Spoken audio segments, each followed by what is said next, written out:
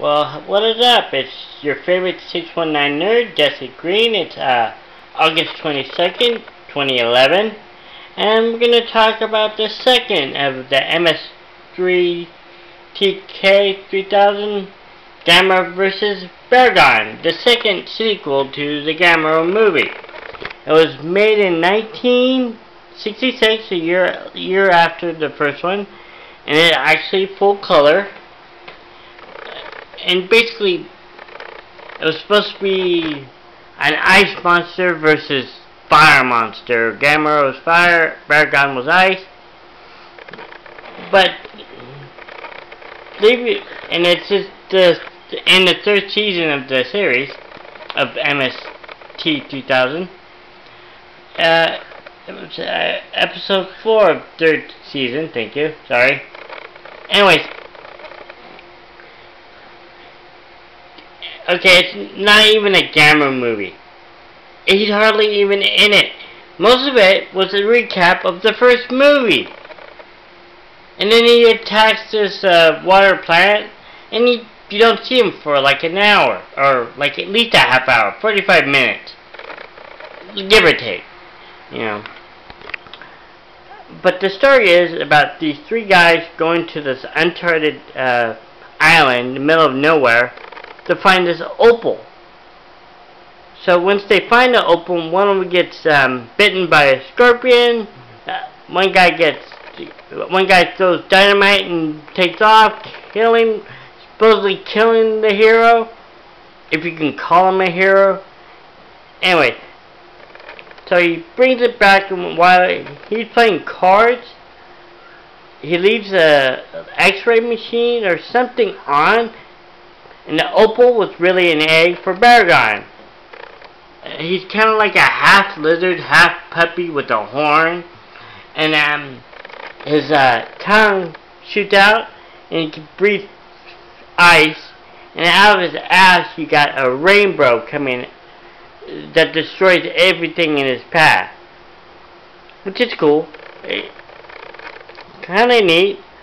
But, and then the one that was supposed to be dynamite still lives, so he tries to come back with a native girl who can speak English, unlike all the other ones can't. And so they tried to stop baugon. Through most of the movie, he tried to stop baugon with a diamond, which the bad guy who stole the opal in the first place tries to steal the diamond during the as they're trying to kill baugon. That fails, so they try this mirror thing. So when he shoots his rainbow thing out of his ass, it would hit him and supposedly kill him, but it doesn't. And then, like one scene, you do finally see Gamera, and he hits the rainbow thing a couple times, and you don't even see what happened. Apparently, he froze him, but you don't actually see it. So you don't see Gamera until the last, like, 2 minutes of the movie. Take out the monster, because they were trying to lead him into deep waters of a lake, even though he was in the ocean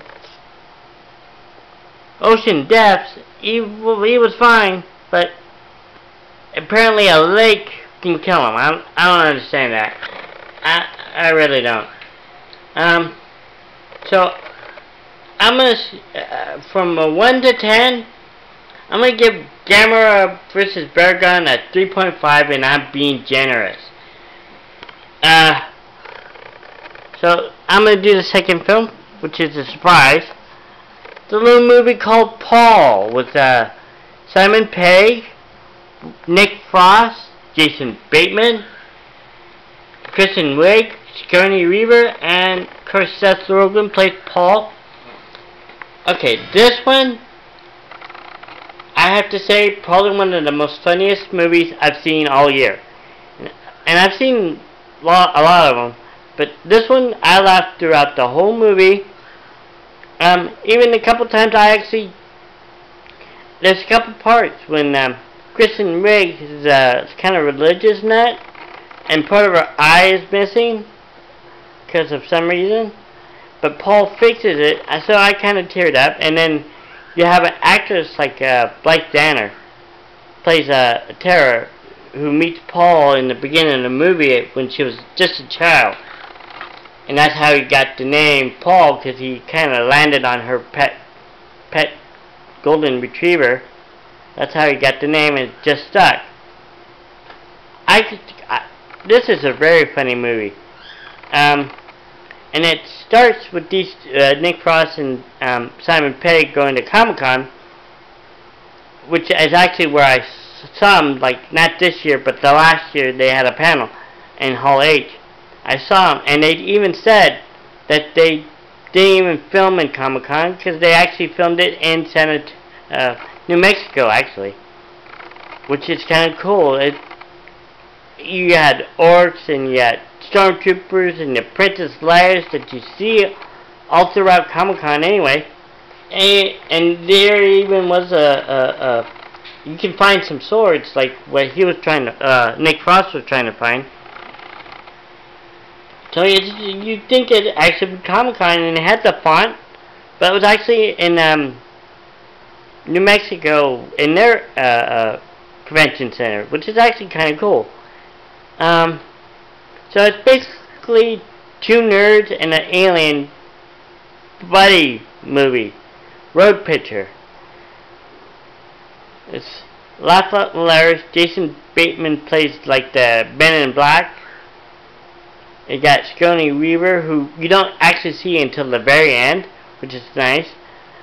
I'm gonna give this movie at least an 8, because I liked it. The only problem is the commentary track. It's on the.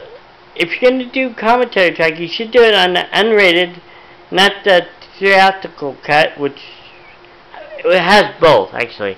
So I'm wondering why they did that. They should have it on the unrated, or both. Actually, I don't know. So that's my thing. You should have it on the unrated version, or do both. I don't understand why they couldn't do that. And the commentary is just as funny as the movie. So if you have a chance, rent it. If you can't, well, rent it from Redbox or Blockbuster thing you have now, because no freaking stores anymore. Don't get me started on that.